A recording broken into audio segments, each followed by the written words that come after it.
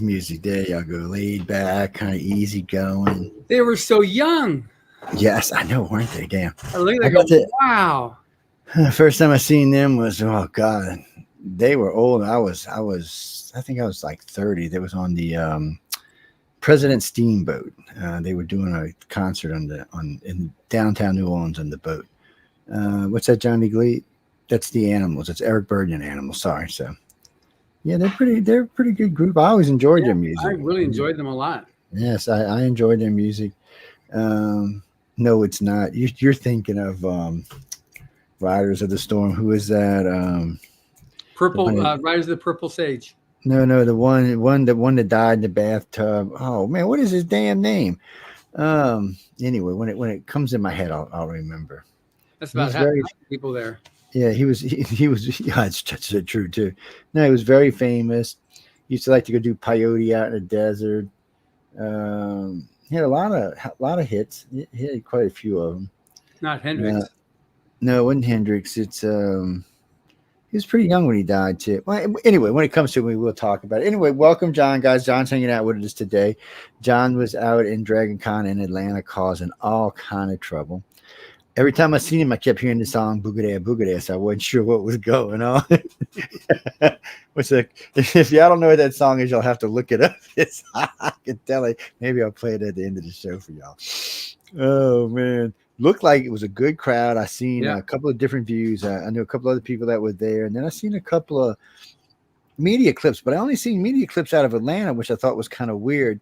None of the local medias were picking it up, which is strange because usually, at least the last few years, I've seen like the local media, at least say, hey, Dragon Con's going on in Atlanta, because a lot of people from New Orleans were going up there. But for some reason this year, they were really quiet about it. Maybe they didn't. I don't know. Carmen was working, trying to get me on various shows, and he didn't get, there was just not even a nibble. Yeah, it was strange. What was that? I don't know, man. It was a lot of, I don't know. It was an awesome show for us. We were just like inundated, it looked very busy. I mean, everybody looked busy. Everybody looked happy. Yeah, it was Friday, Saturday, Sunday, and then Monday, which was actual Memorial Day. So or Labor Day, we had all 4 days were just packed. And on Thursday, we also did a show, a book signing with Orson Scott Card and S.M. Sterling at one of the Books a Million stores about a half hour outside of Atlanta. The store itself is called Second and Charles. It's one of their superstores, and that did really well too. Yeah, well, that's some good. We're talking about Dragon Con, Jeffrey. No, and the week before we were in Tampa, Florida for the Tampa Comic Con. So we've been 2 weeks of just like back-to-back shows. In 2 weeks, he'll be in Salt Lake City for Fann. So well, you just go up to the booth. You just see him. It's Big Writers of the Futures booth. You can't miss it. Yeah, for sure you can't miss it. It's huge. Yeah, you can't miss it. And well, if you get too close, one of the girls will get you anyway. So you're not going to miss it. Just keep an eye out for that Sarah person. It's yes, she's evil. But no, it looked like a lot of fun. I mean, I had seen some shots from a couple of the different hotels inside. The crowds looked nice. Everybody looked well behaved. When I crossed through the Atlanta Journal, Atlanta Times, whatever the hell they call it, there wasn't much about any kind of violence or any kind of fighting. No, there weren't any incidents. I'm good friends with the owners, and I said, so how'd it go? Because we always meet up with Pat Henry after the show's over on Monday. We go to this nice steakhouse called Cuts, and he's always there with his family, and we always go there to celebrate a good show. So we had me and Emily and Julie and Sarah and Lucy, who was there for marketing. She did like 600 marketing surveys. And so it was, we saw them and said, no, it was a pretty smooth show. I mean, it's just jam packed constantly, but for us, both of them were really good, but Atlanta was special this year because what we started doing, because we're good friends with the owners of all the shows, we get extra booth space provided to us so we can bring out winners of Writers of the Future and Illustrators of the Future and judges. and they'll fly out some of the judges to be there, and they're at our booth selling. They give us an extra booth space that we'll put them in, and they can then just sell throughout the convention. And so we have in Tampa, we had Robert J. Sawyer, who's won every major science fiction award, and Jody Lynn Nye. And then James Rassone wasn't selling there, but he came to visit, and I recorded a podcast, which we air next week. He's the one that does a lot of near future hard science fiction, just scary stuff, super scary. Yeah. Well, by the way, on podcast, I didn't mean to interrupt you. There's going to be an extra Writers of the Future this week. So one of them's going up today, which was episode 91. 92 though will probably go up Monday or Tuesday. So we're just getting John back on schedule. Yeah, that's all we're doing. Yeah, and that way next Saturday he'll be back on his normal thing. Good, yeah. Well, he's always ahead of you. When we went to Atlanta, that's where it went really crazy, because they also give us extra space there. But we had in Atlanta, we had extra authors brought in. So there we had Orson Scott Card, the guy that wrote Ender's Game, Nancy Kress, she was the writer guest of honor. She's one of our judges. We had Hugh Howey. He's the one that's got the TV series Silo right now with Rebecca Ferguson starring in that. Robert J. Sawyer came up from Tampa to Atlanta. S.N. Sterling and Jody Lynn Nye. So they were all there. But Orson Scott Card, he was basically attacked pretty heavily when Ender's Game, the movie, came out, because his religion, he's like, he says, look, my religion says, gay marriage isn't sanctioned. So he said, I'm against gay marriage just because of that. He had gay staff, gay assistants, but just gay marriage wasn't, for his religion. So he said that, but he was just totally excoriated by the woke community. And so he just went back and stopped going out. After the movie, he stopped attending conventions.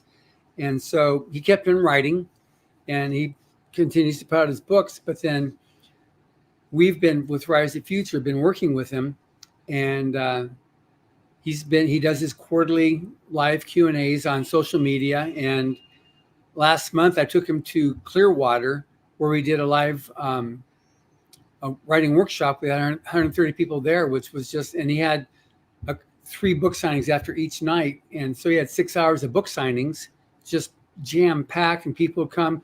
I'd like to introduce my son named Ender, and here's my tattoo I got from Speak for the Dead. And just like he didn't have any pushback at all. It's like the woke, and they're the ones, the warriors that can be within their, using their emojis and their fake identities and stuff like that, and super warrior, and the different things that they use, but no names and no real pictures. But they're just really nasty people. They didn't show up there. So when we went to Atlanta, we did the first signing at 2nd and Charles, and that went for 2 hours. People just brought tons of books and just were just amazed, at his reception there. And then we came to Atlanta Dragon Con, and then the event was referred to the next day. It was called the Legend of Orson Scott Card. And it's going to go down in history as that, because he had more people in line for him than any other person at Dragon Con, any other celeb, any other author, anything. And so we came there, and we thought, okay, we can handle him, and we'll just deal with it. And we were on high alert. We were at the red mode, just anticipating anything, wanting to be prepared. And nothing came up, but it was just, so the convention said, so you got this under control? I said, yeah, we're fine. And then within a few minutes, it was obvious that we weren't. We had to have 4 volunteers with walkie-talkie radios to handle the people, because it immediately lined up. They were there for 2 hours in advance before his signing. It went down the wall and around, and it stayed that way for 2 hours. And so we had to the first day we had to cut off an hour in advance so people in line could then come in. On Saturday, he came to a signing an hour and a half early. So people have just started queuing up. So he went from 3:15 to 6:45 because the show was over at 7 nonstop. And finally at 6:45 was when the last person came through the line. And it was just amazing. People would come. Again, this is my son, Ender. Here's my tattoo. One girl came up and was like, can I just yell something at him? And Emily was going, whoa, what do you mean yell at him? I said, I just want to say something. She said, okay, well, if it's going to be nice, go ahead. So she went, Mr. Card, I just got to say, and, I love yourself so much. And I just wanted to, and then she just started crying. And she just started crying and crying and crying. We said, oh my gosh, you want a picture with him? Oh, can I? So, he was so gracious. He talked to everybody that came. Anybody wanted a picture would get a picture. Some people would brought a bucket of books, literally, like a rolly thing. And so his policy was, okay, I'll personalize 2 books and I'll sign anything else, unless it's a gift. Then I'll also personalize a gift. And it was just amazing how he just kept going. And it was such a good experience for all concerned. And then all the social media hit afterwards. And it was like the woke people are going crazy. Orson Scott Card was loved. Scott Card is so not canceled. It just went on and on and on. How much great social, he got, and that I said the woke community tried, being upset, but it was just like it was so overwhelming that how much he was loved. It was great, but we had at our booth constant flow of happening. I'm so sorry you weren't able to come because you would have had a blast and a half. Oh, I know. Even our neighbors who we've been next to for several years said, "Boy, you've really upped your game this year," and they loved it because all those people coming to us, they'd stop by and they'd buy stuff from them. We had a guy we were next to him in Tampa, and then he was across from us this year, and so it was like, wow. And he said, "I love you guys." People waiting in line would look at all the clothes and they'd be buying clothes. He said, "This was great. I sold so much stuff because of you." So it was great, but we had our judges there. What we do is we allow the winners or judges to bring their own books, and they have to have their own swiper, their own, card reader, so that they could then sell their own books, because we don't charge them. We don't make any cut on it. Common doesn't make any cut on it. So it's up to them. Yeah, you'd have to charge them because you got to pay a damn fee to use that damn card thing. Yeah, but they were there. So normally when they were doing it before, the vendor that they'd come to would bring in the books and they'd get a cut. This time here they get 100%. It's like it's not for us. And then when they sold Riders of the Future books, if they were in, what we would do is we'd have them enable them. They'd be there. If they'd sold the books, then they would, if they invoiced it, then they pay us 50%, which is the discount we give to, that's our author discount we give.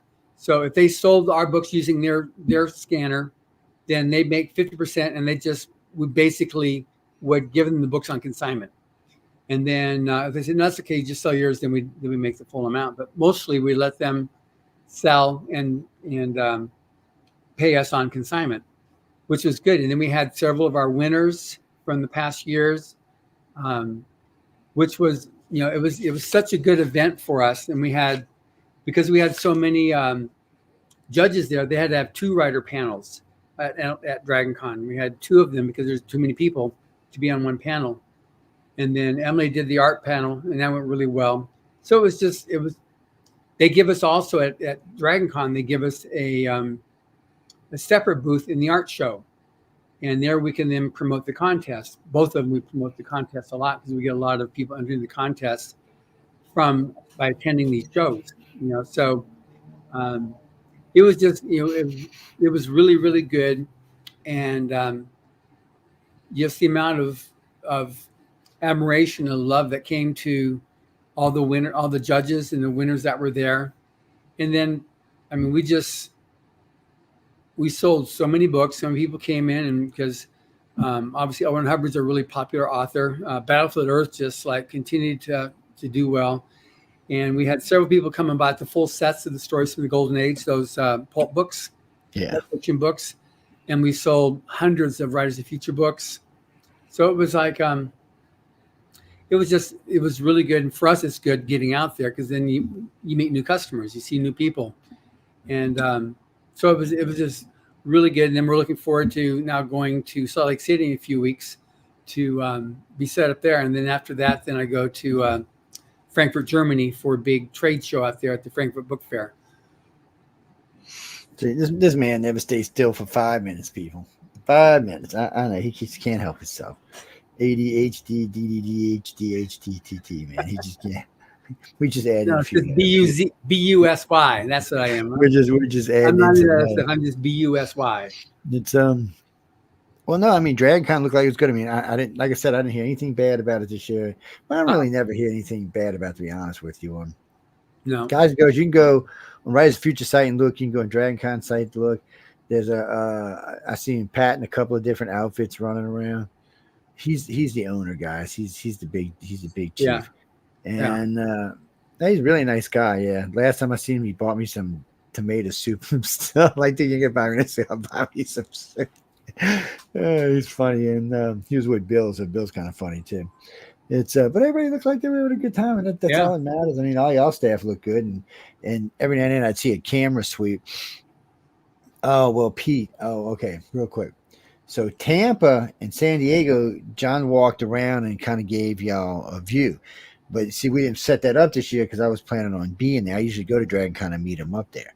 And this year, the universe had other things in store. But what? No, what do you mean? No, I didn't go anywhere. I was here working. Yeah, life's a bitch sometimes. Yeah, it's. When I was planning on seeing my sister too. My sister lives in Atlanta, even though she's a little. What are you gonna say? I still love her though. Yes, she's. Well, evidently Red Apple didn't fall far. Oh no, they're. I wish I had further from you. The other day I look and see him. I look up. I get a picture of my page there in Switzerland. These two can never stay still. I don't even know how they get this much time off to travel every year. Something to do with the way their jobs are set up. I know his get a stressful job, so they give him extra time off. Obviously, my sister gets extra time off. She was out on a carrier for 2 weeks learning how to be a commander about 10 years ago. And then every year they send her some course like that, where she can learn something professional. Don't ask me, people. I wouldn't trust her with an aircraft carrier. Give me a break, man. I love her, but come on. No, she does a lot of stuff like that. And then they just travel a lot. I mean, they were last 3 years, they pretty much did all of the EU. They were all over it. Well, we have family in Europe. We have family and friends in Europe. But in Italy, we also have family and friends too. Our last name is all over the place over there. So it's kind of like Smith when you're in Italy. It's just, and there's like 5 versions of it, but it's all the same name because we all share the same coat of arms. Yeah, so it's kind of comfortable. I've got, and I know she does too. So like right now, if I went to Italy, there's a couple places I could stay. People would just put me up and keep me there. We helped a monastery get their all their artwork redone inside of. They had these beautiful paintings, and they were just starting to crumble. And somehow another guy, one of the priests, got hold to me, and we were talking one day. So we just started running ads on the radio, and then some group out of New York picked it up and went and paid to have it all redone, all reconditioned. It's beautiful, yeah. So they actually got a room over there with my name on the door. I thought it was funny. Probably will never get I think there's like 800 people in the town itself. Yes, the murals were beautiful though. Yes. Then in Tuscany, a friend of mine, it's actually called Tuscany Montaldo. A friend of mine has a pizza restaurant on top of a mountain out there. Beautiful place. He's got a chalet behind his house. He said it's yours for the whole time you want to stay. Just come hang out with us. We'll feed you. He said we own a restaurant, so you won't have to worry about food. That's all I need to go hang out with a bunch of Italians in Italy. Yeah, I'm trying to lose weight, not gain it. But there's a few other friends I got around there, and then I got some friends in northern Italy and all over the place. And then I got some friends in recently. I've made some more friends in Ireland, Scotland, Wales. And what's interesting about it is a common theme Um, all of these people have an interest in some kind of education. Well, I don't want to just say reading because it's more than just reading they're doing, but um, every time I see any of them, they always got a book in their hand, or they're going to get a book in their hand. Oh, they drive me crazy with that crap. I'm like, she's like, Joey. I said, no, I have audio tapes. So like, well, I said, I use audio tapes. The world's going on. There's a lot of audio now, people. There's a lot of books on audio these days. And John and them do these now. We got 2 years now on audio, right? Yeah, I think we got a total of 5 years, but we skipped a few. Oh, But it's the okay. last couple of years we did that. We started. Well, they can't be cheap to do them. Yeah, no, well, it's not necessarily that cheap because you have to pay for the talent That's what I'm and saying. mixing and all Yeah. that stuff there. But we did the last 2 audiobooks ourselves. Jason mixed them, and he learned how to do that. Yeah, so that's on audiobook as well now. That was recorded by Jim Meskimen, his wife Tamara, and daughter Taylor, and then we had our British friend. Oh heck, she was just in a movie over there in London that did really really well. She played Mary Pop. She played Mary Poppins in. She played Nice. Julie Andrews. As soon as you said that, it went right out of my damn head. Was that Christian? I'll show you the back for you. There you go. Look, can you see it? Yeah. You'll have to zoom it in on yours, but that's all you need to know. Wait, my fingers are going to cover up all the bottom, so let me move it. Yep. See it. What's that, Michael? No, Victoria you can. Summer. That's the other one. Yes. No, you can zoom right in on that and read away. Yeah. What do you mean? I stole this. What are you talking about? I mean, I stuck this down on my shirt and stole this book. I don't know what the hell you're talking about. Hell yeah, you got to fight for these things when you're there, especially when they autograph. See, like when they autograph like that, you got to fight for these damn books, man. They don't like giving these things away. They make money on these books. Oh no, well, in all fairness, I know some of the signed books goes to places like Barnes and Nobles and Books of Me, and some go to some of the people who are there, some go to some of the judges, and some go to the winners themselves. Yes. No, how many books y'all sign on the book signing? Well, like 500 or something?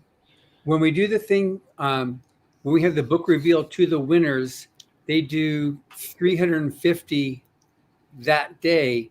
But the night of the event, they'll do another 400, 500. Yeah. Yeah. Well, no, there's a lot of books floating around getting signed. Yeah. Yeah. It's funny. I was talking to a friend of mine the other day, and he does artwork for a living, and we were talking, and he was signing. I said, "Is that your regular signature?" He said, "Yeah." I said, "Don't do that." He's like, "Well," I said, hanging out with these people that do all these authors and illustrators, they don't use your real signature when you sign like an autograph or something like that. He said, because you don't want people copying your signature and going to use it at the bank later on. And he's like, "Well, I never thought about that." I said, "Yeah, I never really thought about it either." I said, "But it's just one of the little pieces of advice you pick up when you're there." Yeah. So now he's designing. According to him, he's designing his new signature. That's He good. sends me like You need to he hold them sent, that. yeah, he sent me like 5 of them today. Which one looks the best? I said, I don't care. It's your signature. You put whatever the hell you want on there. Oh no, you can't forge mine. Mine is like chicken scratch, man. No way. You can forget that. And the bank knows it too, because the way I sign it is if anybody tries to sign, I instantly get a phone call from the bank. Yeah, because it's a reaction sign, so you're not gonna be able to reproduce it because well, first off, no one signs their signature the same way twice. It's not the way you do it. It's always a little bit different in every signature. So one of the way they know it's a forgery, if you get like 10 signatures in a row and they're exactly the same, well, it's a forgery. It's not real. Yeah, sometimes you might the I might be over, the dot might be over, a letter might be slanted more, but you never sign it quite the same way. Yeah, the things you learn, useless information is what that is. It really is. What's that? Crystalline, crystallis or crystal? How the hell you say that? Break it out for me. Do the vowels. Crystalline. Well, I don't even know what that is. You were at Dragon Con? Well, I hope you had a good time. What were you doing there? Cosplay. Oh, you one of them cosplay people. Cosplay and a lot of comic book stuff. Did you? I mean, you had a good time. Yeah, they went in the red booth. Yeah, you probably seen them if you went through there. Did y'all have Turley with y'all this year? No thrill. We just had our big red booth and constant lines. Yes. Well, that's what you want. Well, no, you could have stopped in and got your book. They have a lot of books there when you go in. There's a lot of Yeah. different stuff there. When the floor manager said that we're referred to as one of the anchor booths. So that when you tell people where to go, they go, okay, it's 2 aisles past Galaxy Press, or it's the aisle just, when they tell people where to go, because it's such a prominent booth in the show floor on the first level of the expo hall that is. I hadn't heard that before, but she said, "Yeah, you're one of the anchor booths." I said, "What does that mean?" And they said, "Well, we tell people where to go in reference to your booth when they go in the hall." So that's pretty cool. It is. What's that, Rainy? No. There's a lot of stuff for sale. There's three. Well, last year there was 3 floors. I wasn't there this year, so I don't know. But last year there was 3 floors. Yeah, it's 3 floors. Yeah, it's insane. It's insane. What do you mean? Do you pay more? Actually, I don't know if you can just go without. You might have to wait a year or so to get in. Sometimes I've talked to people. They sell out their badges, so you can order the badges. They're for sale now, and then you can buy the 4-day passes, and then there's the day passes. And, no, they're talking about getting a booth. Booth. Yeah, so in that right there, you need to sooner the sooner the better, because there are waiting lines for it. And one of the guys I brought to Tampa, James Rassone, who's been on the podcast a couple of times, he wants to go to Dragon Con next year. And so I gave him the data how to order a booth. And he said, "Well, how long do I have?" And I said, "Well, it's first come, first serve." Yeah, it is. And I know for a fact last year, because a couple of writers last year wanted to go, and there wasn't no booth. Yeah. They go fast, people. I mean, because just so many, 80,000, 90,000 people running there every day. I mean, it's a gold mine. And if you've got a decent product and decent salespeople, or just yourself's a good salesperson, you can make some money. Yeah, and Dragon Con counts it differently than a lot of other shows. Other shows will count when they say we got 200,000 people or 150,000 people. It's if a person goes 3 days, that counts 3. But Dragon Con, one person counts 1, whether either 1 day or 4 days. So it's that many different bodies that are there, at Dragon Con. So and they take over all of downtown Atlanta, all the big hotels. Yeah, they do. And, the art show is in the bottom of the Hyatt, and that's where they've got a lot of activities are in the Hyatt, because the America's Mart, they had America's Mart is where they did all the vendors, and that's building 2, and then building 3 is where they had gaming, which is a whole different thing there. I didn't even go over there, but that's where they do all the gamers go there, and they do all the different, the board games and the video, all the different games that they do over there at in building 3. It's massive what they do. It is. It is massive. Well, no, Jeff, I didn't go this year, but so the last 3 years I went, not this year, but that 3 before that. First off, man, get your ass in shape before you go. So I'm gonna give all y'all a piece of advice, especially if you're a little chunky. Okay, you got a year for Dragon Con to come. Do some walking. Preferably up and down hills, because Atlanta is hilly, and remember, it's not necessarily going to be cool just because it's September. It's still the deep South. It's not the real deep South, but it's still the deep South, and it can be 80, 90, 95 degrees. So, prepare yourself for it. It's a lot of fun. There's lots of places to eat. Uber, I noticed I used Uber several times. It worked really well. They pick you right up inside the street. Well, I cheated. So I made friends with a guy at the parking garage across from the Sheridan. Yes, I'm not going to tell you how, but I made friends with him. So he gave me a corner parking spot. I was driving for 3 years. Each year I was driving something, but the first year I made friends with him, and he let me park right there in that corner each year for $30 all day. I could have left the vehicle there. He didn't care. He said, "Look, we know who you are now." So he's a real nice guy. I'm not going to tell you how I did it. No, because I don't want to get now, because other people might try. No. The parking there, you've got the Prime right next there. It's like $40. Yeah, it's $40, and then it goes down to 30, then 20. But if you where I was by the hotel at where we stayed, to do valet at the hotel was $45, and said, we did it the first night, but then after that we went to the parking garage across the street, which is $30 a night, and that's convention rates. As soon as the convention is over, that goes back down to 18 or whatever it was. But it's definitely supply and demand. Chris, I bitch about that all the time. That to me, that's price gouging, but they can do it anyway. Special event stuff, yeah.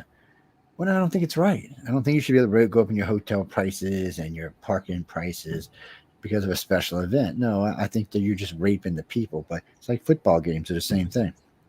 So the problem for me with the special event thing is, it's not just like it's Dragon Con or the Falcons.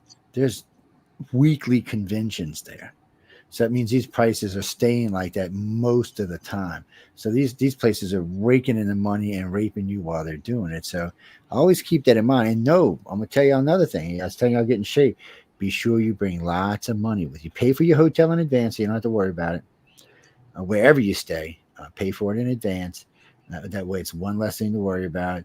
I would look around and see where the places are. I mean, you're going to find places where you're there because there's food trucks all over the place. So you can grab something from one of the food trucks, but there's several restaurants right there. There's some even in the hotels. They're all over the place. So yeah, but most of them you can find probably about 30 restaurants within a half a mile all the way around. Now the first time when I stayed a mile away, I stayed at the Hilton, which was 179, 270. I don't know. I had a suite. I had with the bedroom and the living room and the separate bathrooms and stuff. So it was a little bit more, but it's very comfortable. And it was. And the best part for me was the street next to the hotel. You go straight to it, and you're right there in Dragon Con. It was great. You didn't have to do anything. And then actually, the first couple of times I brought the truck and parked it. But to be honest with you, once I got used to the Uber system down there, I just Ubered everywhere I wanted to go. It wasn't expensive. It's pretty nice there. The main thing I do is avoid in Atlanta, at least the Saturday morning when they have the parade. You just get wherever you're going to be, and then by noon you can start moving again. Because to try to get across the street between 10 and 11:30, or not between 9 and 11:30, it's like it's just a nightmare trying to cross Peachtree from one side to the other because the parade happening. And remember, wherever you're staying, check out events around you. Because the first year there was a basketball tournament going on, a college basketball tournament going on down the street from where I was staying. So the hotel, it was insanity. Between Dragon Con and that, it was just insane. I didn't have any trouble. Everybody was like I said, everybody was very laid back, very nice. No, I got the lightsaber at Fann X in Utah. Yeah, I cut a deal. As a matter of fact, I think we're bringing him back this year. If him and I talked just about 2 days ago. That's good. Yeah. So, well, all together, he's given away. What is it? Fantasy Light, I think is the name of the company. He's given away probably $12,000, maybe $15,000 in lightsabers with us. Well, it sounds like a lot of money, but it's really not. So the ones like the Kylo Ren ones are $999 each. And y'all know who Kylo Ren is, right? If you don't, look him up. But he's got the red one with the things that come out the side. They're $999 each.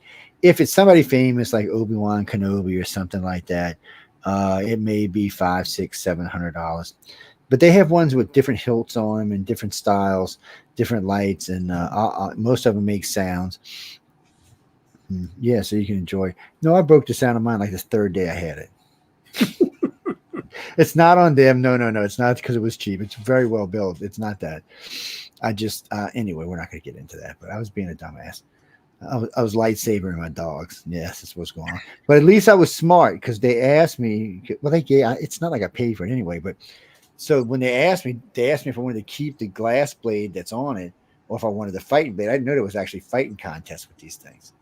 So I got the fighting blade. Thank God I did, because I had banged this thing, whacked this thing, hit kids with this thing, hit kids with it, hit the dogs, hit the walls, hit the doors, and it's still in one piece. It would have been glass. It would have been long gone. It would have been.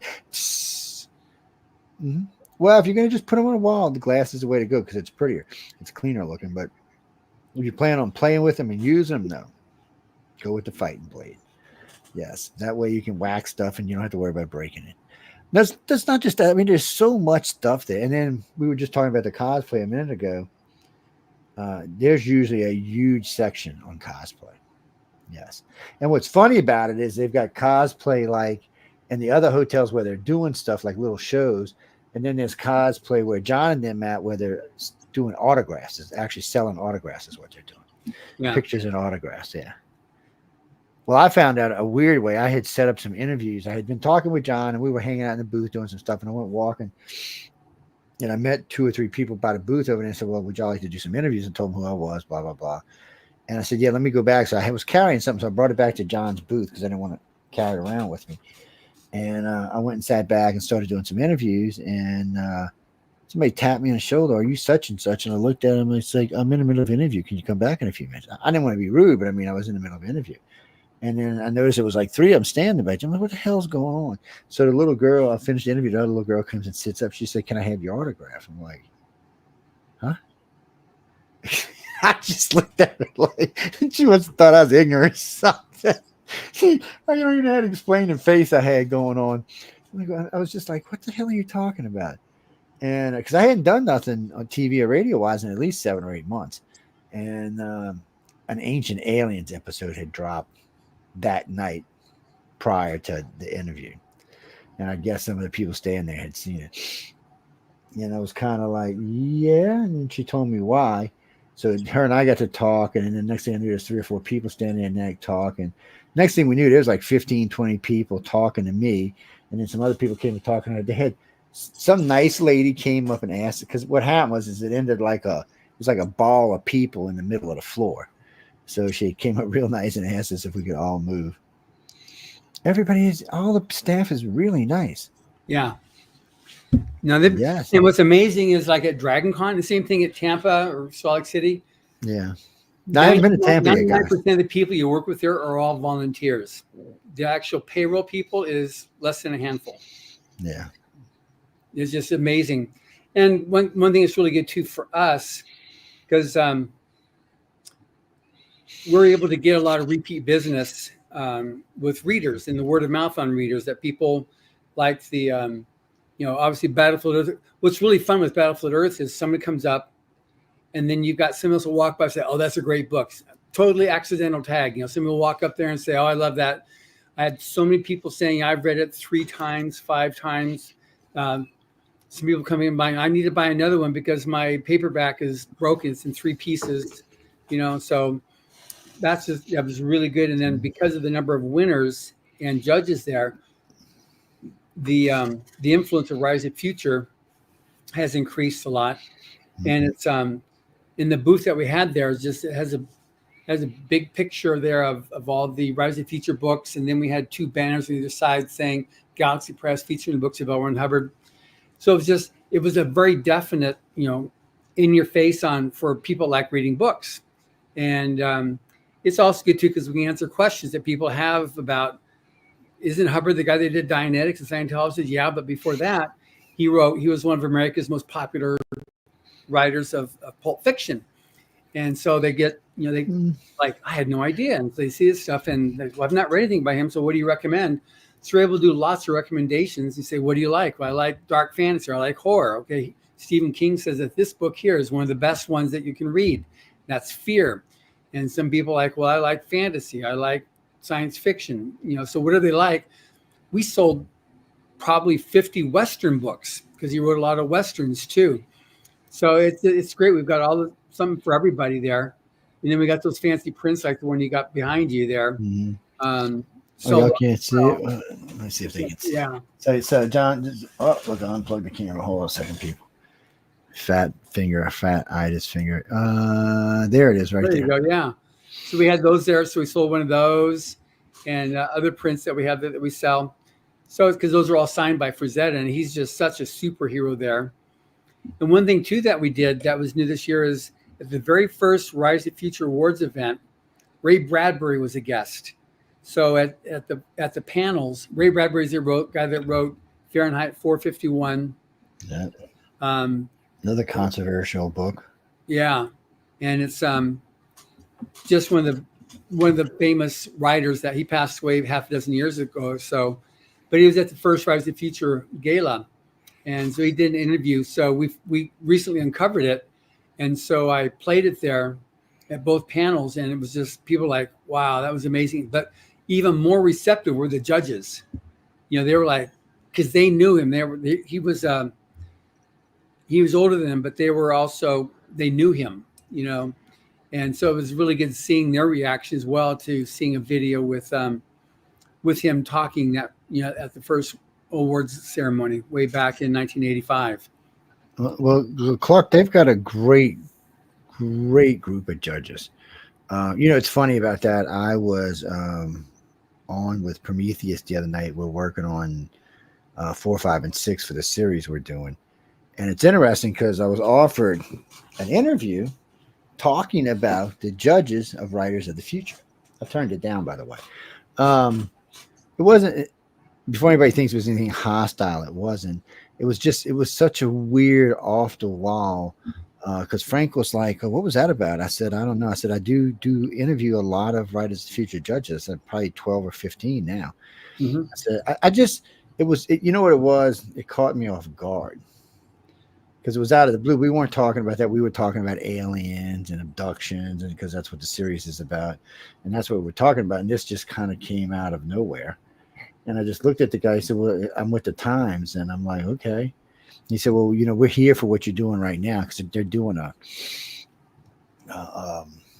don't know, it's like a quarter page, he said, probably on me in the Times about this Netflix thing we're doing. I guess Netflix worked it out to get some kind of get some free press or something. I don't know what it is, but anyway, it was just kind of weird. It was just kind of and it really, truly. I mean, I have interviewed Glenn, not all the judges, but a lot of them. Probably 65% of the judges they have now I've interviewed. It could be more, but. We have a total of about 60 judges. Yeah. So all the judges for the last 5 seasons I've met personally, and I've talked in great detail to all of them. Not one of them was rude to me, and I can be a real pain in the ass. And they were all very nice and very straightforward with their answers. And I asked a lot of pertinent questions, and they were very fair. I had a lot. John knows what was going on at the time. I had a lot of things I was looking for, and they answered all the questions very pertinently. That's all I was looking for. So yes, we endorse them 100% fully to whoever just put that on my screen. And another great group of people. All you're not going to do when you get to the judges. Now they're all different personalities. I don't want to steer you the wrong way, but they're all. Oh yeah, they're very different from each other. It's like amazing. I mean, when you're talking with Wesley Dean Smith and Kevin J, it's like night and day, people.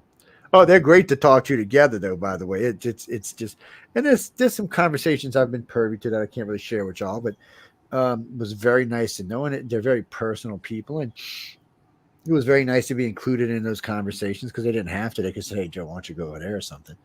And well, you learn a lot about people when they talk about their personal lives. You do. I mean, that's how you learn about people.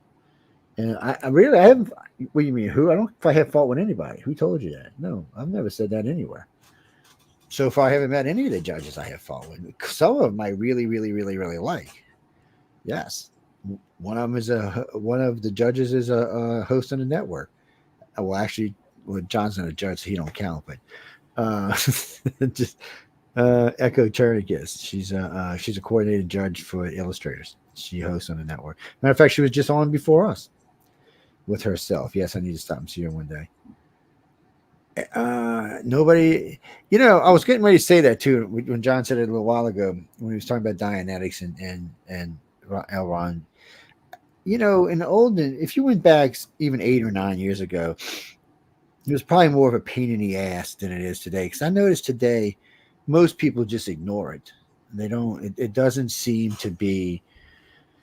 How can I say this? A thing. It doesn't seem to be a thing. People don't really care. I mean, don't get me wrong. You're gonna always run into some, somewhere.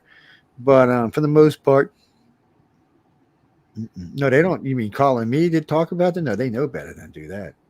I've been very rude to some some non-associated people. How's that? What do you mean? What are you talking about? I'm never rude. Jesus.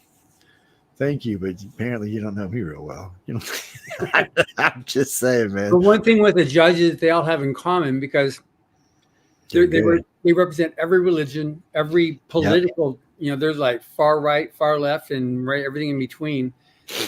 Various nationalities, but what they all share in common is the desire to provide that helping hand to the newcomer. Whether it be a writer or an artist, and so we share that, and that's why I'm on Writers of the Future. You never see any politics or religion because it's all about the arts.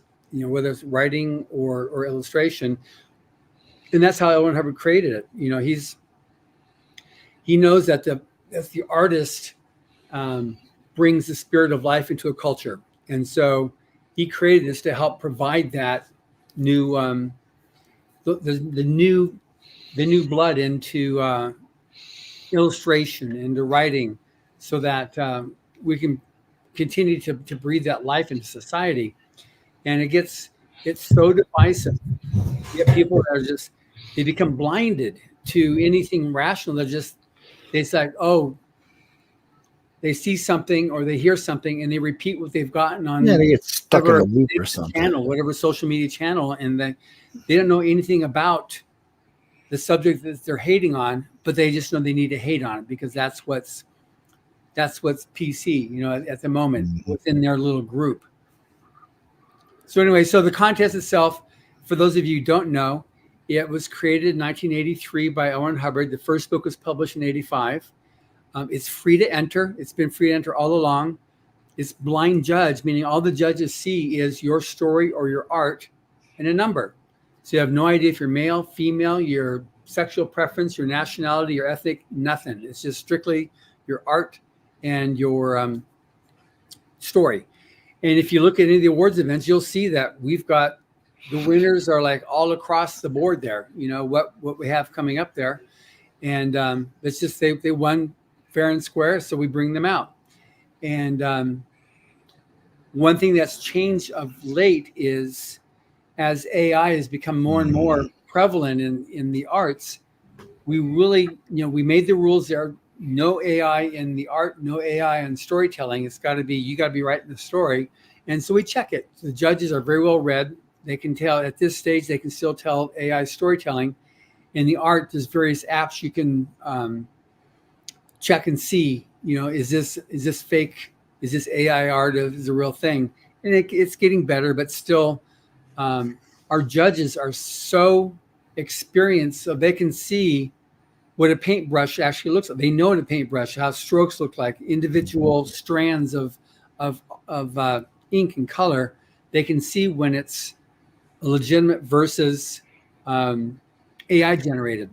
And so it's unfortunate, because as soon as you say no AI, then somebody's obviously going to try to game it. They're going to try to come in and say, I'm going to prove that I can win.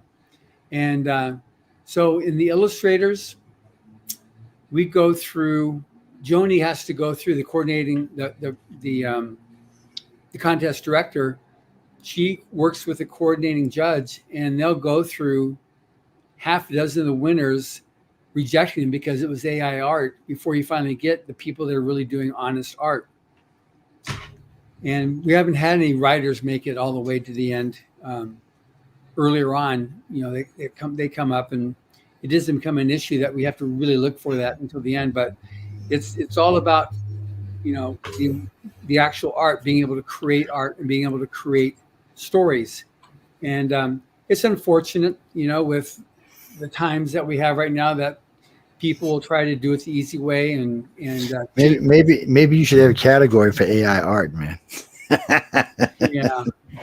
I'll send that to you, and you can fund that one. No, we're not getting into that. I ain't got nothing to do. I don't have nothing to do with it. There's already, I figure anybody wants the AI art, submit it all to Joe.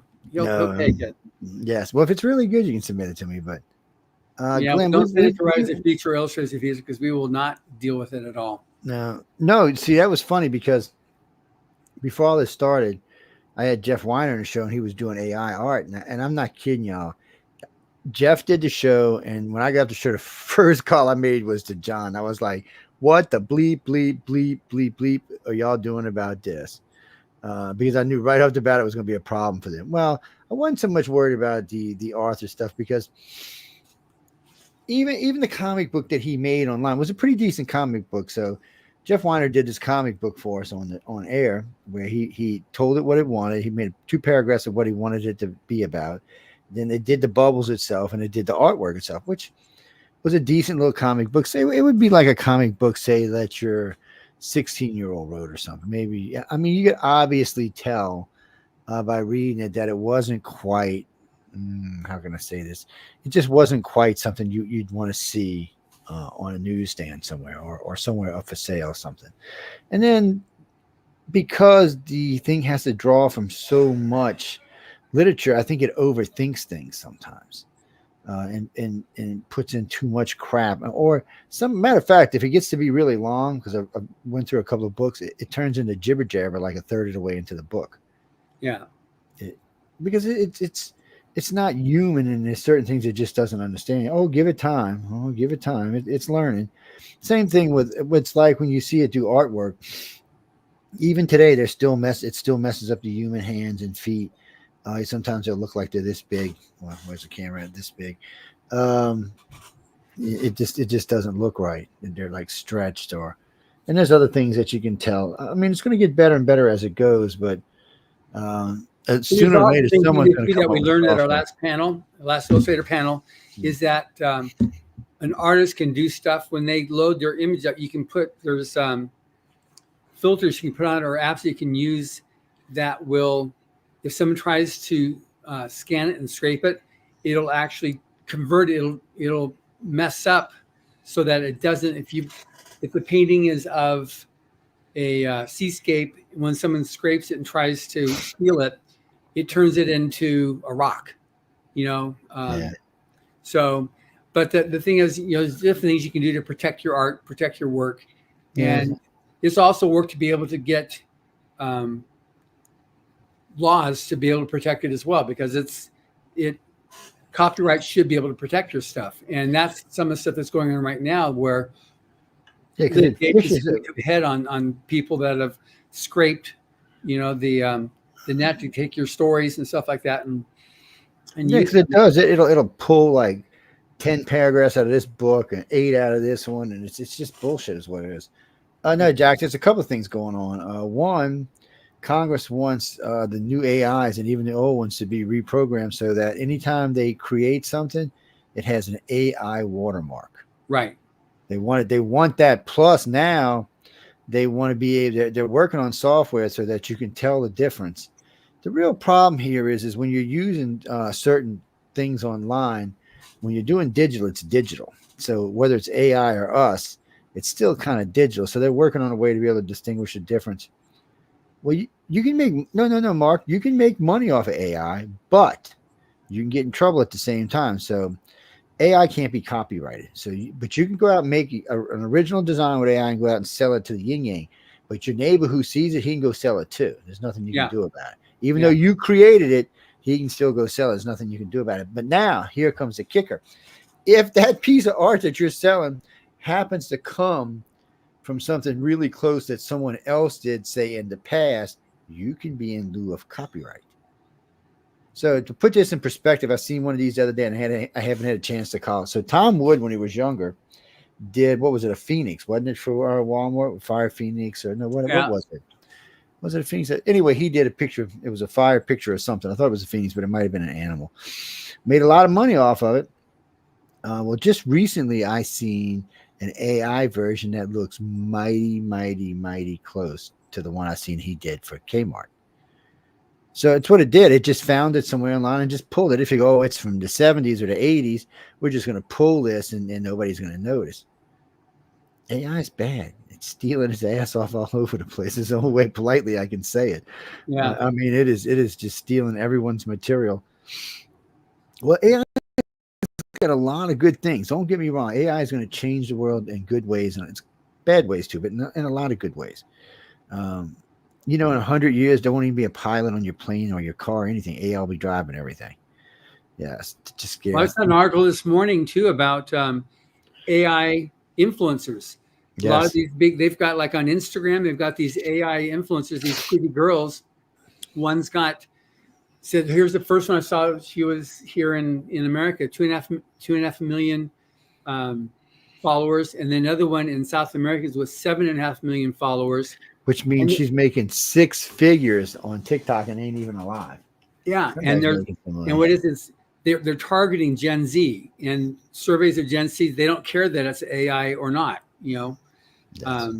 They'll just follow it that's why the vice president called y'all stupid. Oh, did I say that out loud?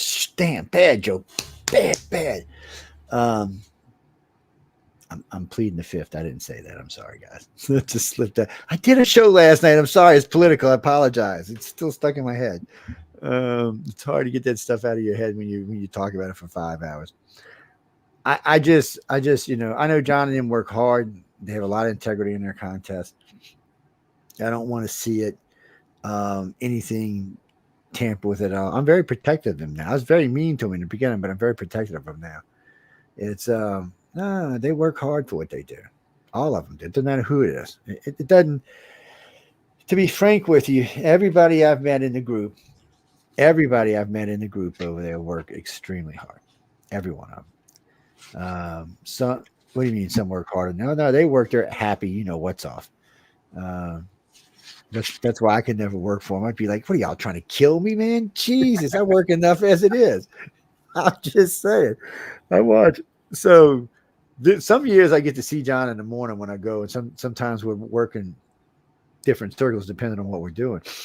But a lot of mornings we meet, might have a little chit chat, have a little breakfast, have coffee, some juice, and then boom, both of us are doing interviews all day long, or something along those lines, or talking with somebody, because there's a lot of talking that goes on that's not actually on the microphone about what's going to be discussed. And judges are different than winners, because winners really don't have a say in this. We're just interviewing them. Judges can kind of dictate part of the tone of the conversation. One, because they're judges, and two, they've done this a few times over the years.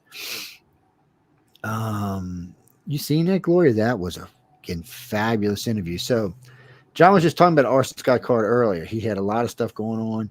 I don't know if any of that stuff was recorded. Probably not. Well, because there were just book signings and stuff. It's not really so much. It's not. We don't really. Well, you can record it, but most people aren't going to watch that. But John's got a couple of interviews with him. I've got two. I've got one interview with him. What? No. So if you go listen to the interview him and I did, it's a very different interview. It crosses 14, 16 topics at least. We talk about his career. We talk about. So everybody told me don't bring up Ender's Game with him, so I didn't. So he brought it up, and we talked about that and how he felt about certain things about that, and then we talked about the problem he had a while back with people being what to him. And then we talked about other things, and we talked about where we were in the country and how his books could help. Yes, he's actually a wonderful person to talk to. He's very spirited, very, very. I was a very intense conversation. I enjoyed. I told John it's probably the best interview I did at the entire conference, and I did some really good ones last year. There was some really good ones got done last year. One of them is last I checked is up to like 600,000 or something. It's Jody. Jody, I don't know how she does it. Jody is our number one interview on YouTube right now. Has been for 2 years. I don't know. Maybe it's that pink outfit she wears. I have no idea. But she is a sweetie pie.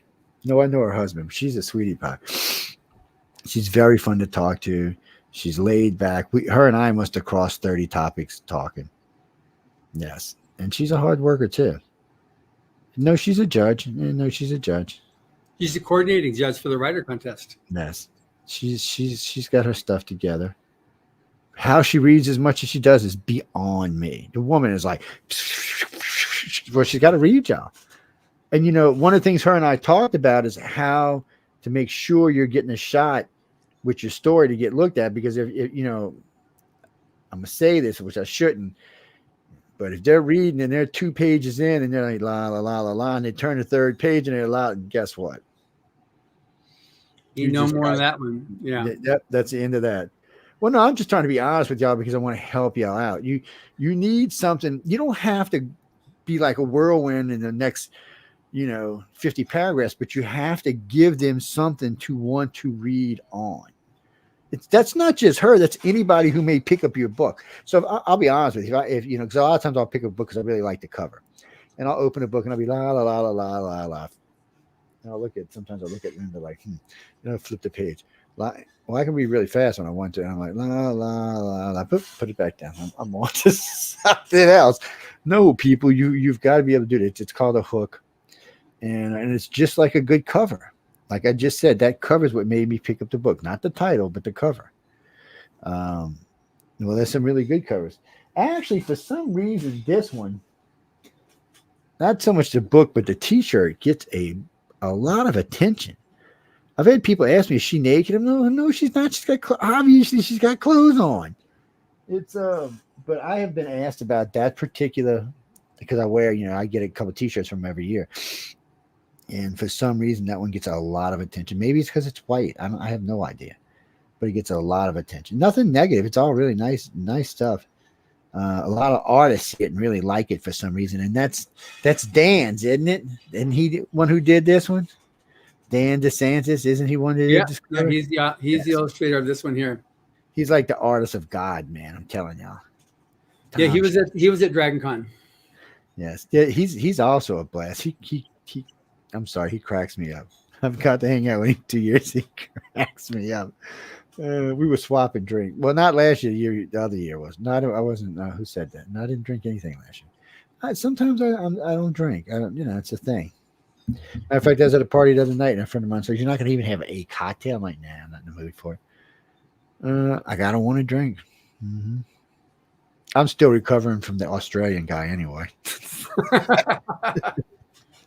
Y'all would have had to be there. That's all I can say. Oh man, he was something else. Yeah. Where is he, by the way? You heard from him lately? Yeah, he's still in Europe. Yeah, he's in Finland or whatever. He's writing, creating games. Send me his email. I don't know what I did with it. I thought I had it, or maybe I just got his name wrong on it or something. Sure. I wanted to talk to him. I call him Mr. Blue Eyes. Oh yeah, he's got some big old blue eyes, and he is it. He's up on a couple of articles, plus he's on at the gala event twice, isn't he? Well, he was because I know the year he won, he was on video. He was on video one, and then the second time he came, he was actually there in person. Yes, he's no man. That's in Foreigners did that. That was him and them 3 UK boys. They were just trying to get me in trouble. I don't know what that was about. Look, I am sweet and innocent like. Mm-hmm. Okay, Mr. Nose Grow. I used the word like. I said it like. Y'all, really, people, you should submit, because if you win, it's going to change your life. It really is. In a lot of different ways. I'm not saying it's going to make you a millionaire rich, and it might do that for you too. But it's going to change your life. One, it's going to give you a whole new group of friends that you never, and it's going to be friends that share an interest that you have.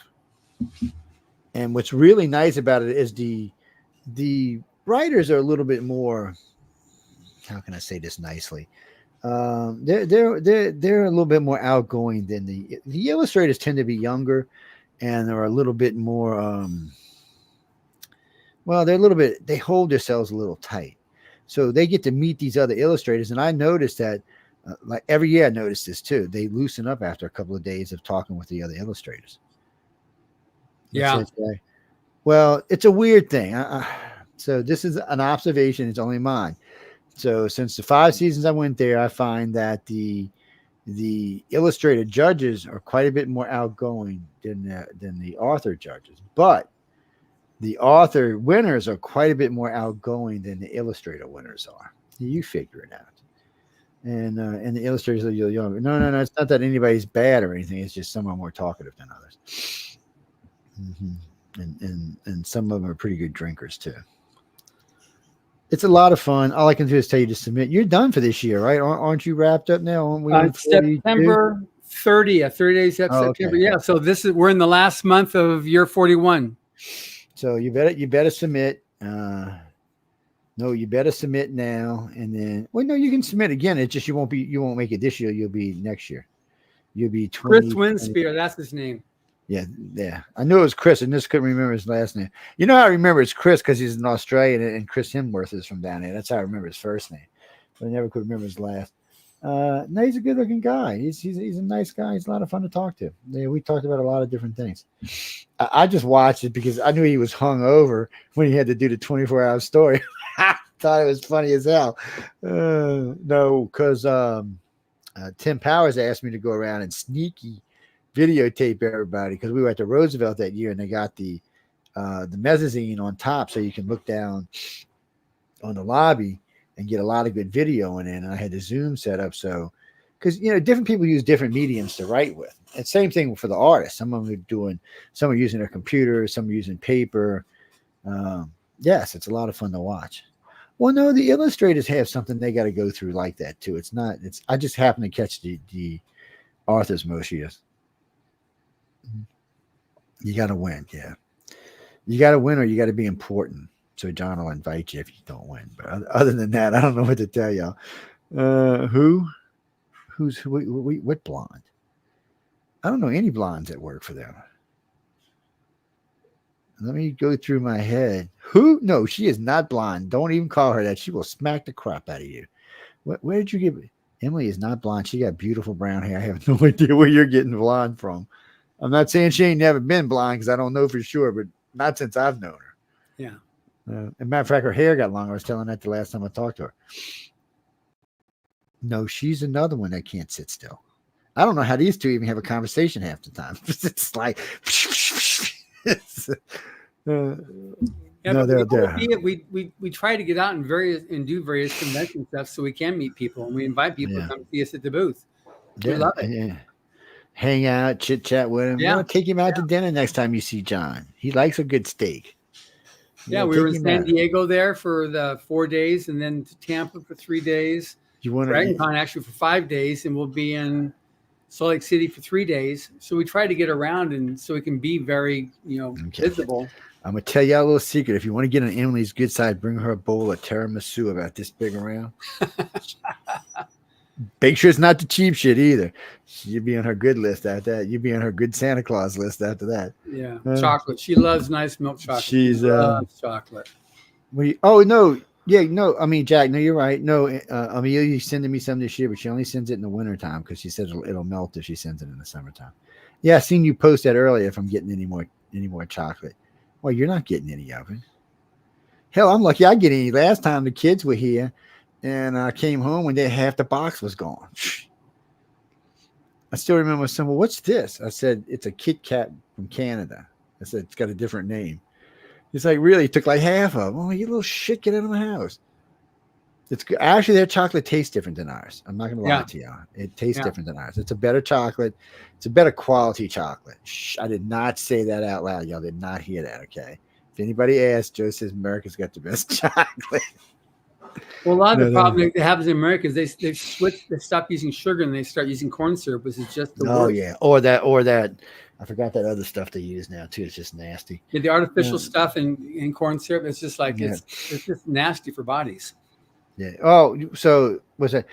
Okay, Bruce. So if you drink Coca-Cola and you drink the bottle, you're still getting whatever they use for sweetener now. But if you buy the Mexican Coke, it's cane sugar. Yeah. Yeah. Difference. Yes. No, they sell them all over down here. I mean, and it tastes different. It tastes like the old Cokes do. Yeah. So when I was a kid, when you popped a little bottle of Coke like that, that should burn your eyeballs, your nose, your ears. You knew you was drinking a Coke. Today, not so much. But if you get one from Mexico, it does have a better taste, and it has that same kick that the original ones did. I don't know. I mean, that's Coca-Cola, and they guard that recipe something fierce, man. There's only 2 copies in the whole damn world. And there only used to be one. There's 2 now in case like a hurricane blows the Coke plant away in Atlanta or something. No, it's seriously. Look, I mean, Pepsi tried to make it 10 different times. Well, no, Pepsi's tried to emulate Coke. And I do remember one time Coke tried to emulate Pepsi. That was the nasty Coke. The new Coke, whatever it was called. It was... It was nasty. Who's my favorite judge? I cannot tell you that. One, they might hear this video. I don't want to start no trouble. Actually, to be totally honest, I don't really so much have a favorite. They're all so a lot of times I'm hanging out with the illustrators, which would be Tom, Dan, and Echo. If we're just hanging around in the bar. Now, if it's earlier in the day, whatever judges, illustrator judges, I'll usually be sitting in the lobby with them, whatever they're talking to, just eavesdropping on the conversation and dropping some information in from time to time. Well, I like to talk, but sometimes it's just better to listen. Yeah, I'm a good listener. Almost all my friends will tell you that. Just I've got, which I got to send to John one of these days. I've got 15, 18, 19 stories I wrote from different things I heard while sitting there listening over the last 2 years. I finally just sat down one night. Matter of fact, I was sitting in my bedroom, had my laptop on my lap, and just started banging away. Well, it started with a conversation that Wesley Dean Smith had, and it wasn't Kevin J. Who was it? Why did I get these two guys confused? A writer judge? It's a writer's judge. Whose birthday was it? Well, we had Nadia Corfor was her birthday a couple years ago. It's a guy. No, he has his birthday. Last 2 years, he's had his birthday because we walked over to the pizza joint and had pizza with him. He brought half the people with him. Oh, what is his name? Tim Powers? No. It's the other. His name kind of sounds like Kevin's does. Oh, I don't know. It'll come to me sooner or later. But he's there every year, whoever he is. Shame on Joe for his name going right out of my head because I was thinking about it before I said it, and then it just went right out of my head. But anyway,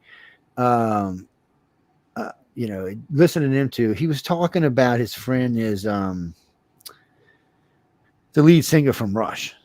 Oh, Kevin, that's Kevin Anderson. Oh, was it Kevin? Okay. For some reason, I was thinking it was somebody else. But anyway, I was sitting there with him and Wesley Dean Smith listening to this conversation.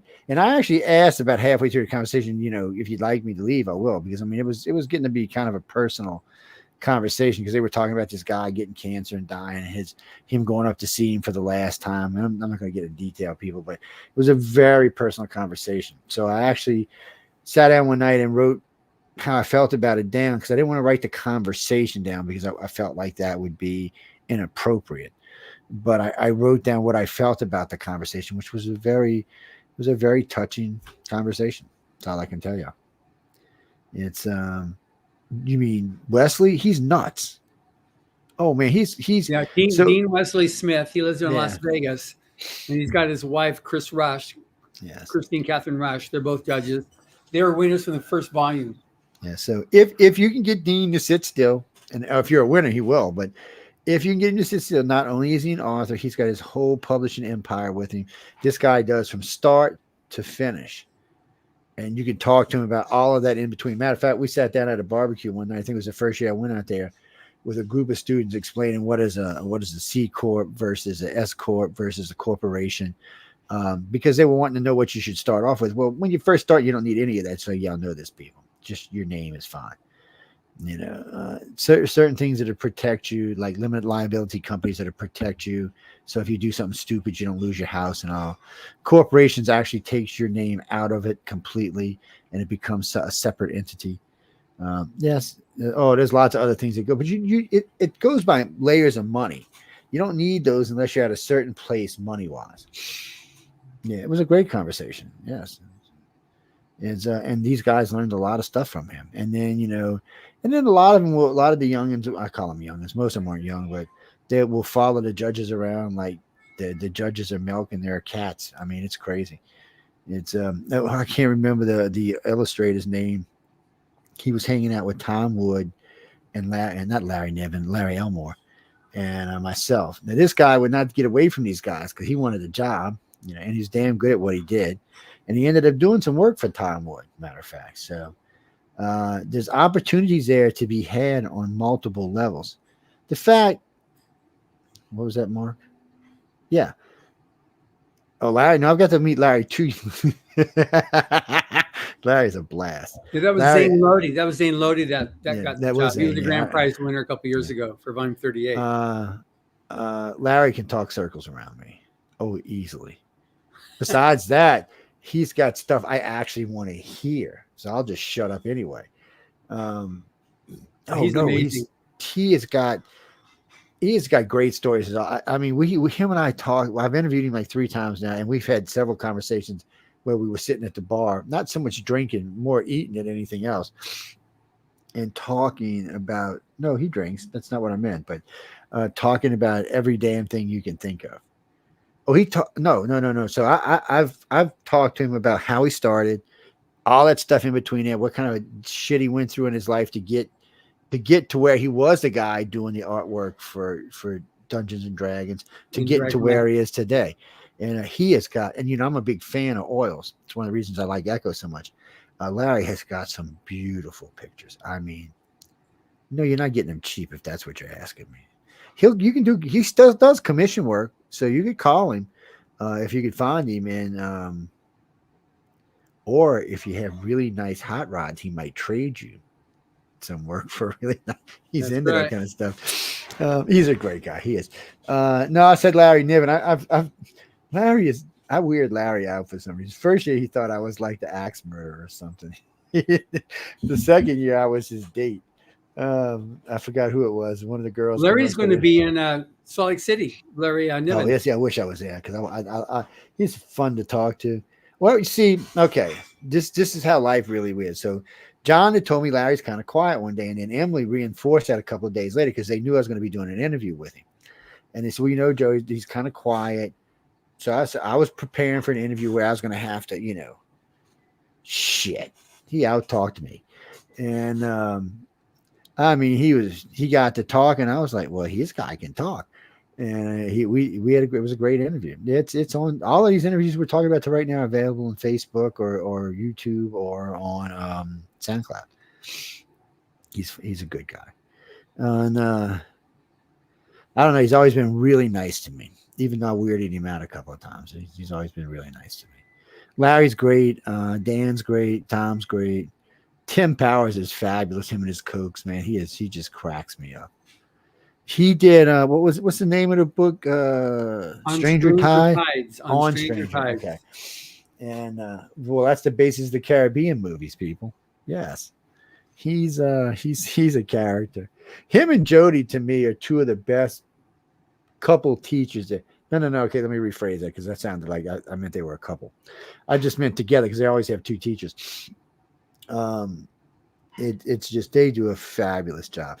The funniest two I've ever seen was Dean Wesley and Todd McPhee. That shit hilarious. That was too much, man. I was cracking up. Well, they didn't agree. They didn't agree. They agreed, but they didn't agree. It's the only way I can say this. They agreed on basic principles on how you should be doing this if you're an author. But when it came to advertising and how to do things, Todd had brought some really nice stuff with him to put behind you while he was there. Dean's like, you don't need all that crap. I was like, I'm thinking, God, I might have to slap you if you told me that. No, they're friends. There wasn't no, meanness there or anything like that. That's one of the things that you get from the judges because there isn't like, this is how you write a story. This is what you do to promote yourself. So we give some to everybody, and some people will relate, well, I'm too much of an introvert to go out and do social stuff. I want to do traditional publishing. Yep. So you get people to help with that. And other people like, okay, I'm going to bite the bullet and learn how to do this stuff here. But you've got like Tim Powers will not go to conventions and do the panels and stuff like that. And Jody, that's what she does big time. Yeah. So they come up and they start talking about it. And he's, well, I disagree. Don't do, I've never done, I'm not going to do it. So you're going to get something from everybody that's going to be a little bit different. And so that's one thing that makes it really good is that you can take this, you can take that and use what you want to use and save everything else. So maybe later on in your career, now I can use what this person told me. So it's something for everybody, but it's fun. Like you're saying with Todd and Dean, how they just get up there and they fence with each other, with the different. And they're teaching you at the same time. Yeah. Just all kind of pearls of wisdom coming out while they're bantering back and forth. It was a great.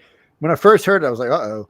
And then when I sat down, because I was sitting in there, and because I usually sit in the back and listen, and it was fabulous. Or I'm walking around taking pictures. Yeah. If Maliva gets in there taking pictures, I gotta go take pictures because I like to make Maliva crazy. It's y'all don't need to know who she is. Was that her at Dragon Con? No, that was Lucy. Oh God, she looks a lot like her. Jesus, I better Yeah. shut up before I get myself in trouble. Yeah. Jesus. I was like, y'all don't need to know who Maliva. Maliva is evil. She is like Satan's ex-wife or something. Joe. Yeah. I'm Joe. telling y'all just that. don't know, man. Stop that. I love her to death because she was Satan's ex-wife. No, she's a lot of fun to talk to. I just make her nervous for some reason. You make a lot of people nervous, Joe. I'm so sweet. I don't know how that could possibly be. It was that was that Chinese girl last year. She goes, I heard I should be nervous around you. I was like, why? She said, well, they said you can ask some hard questions sometimes. I'm like, really? So we do the interview, and the interview, she's like, this was just so easy.